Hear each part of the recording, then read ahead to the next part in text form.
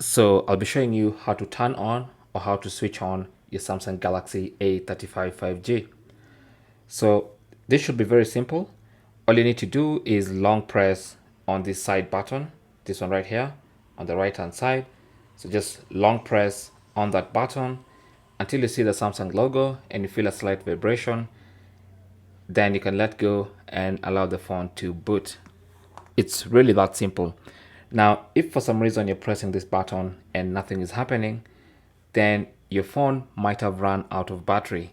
So you might want to connect it to power. So just connect it to power, give it about 20 to 30 minutes, and then try that again, and the phone should boot up. Okay.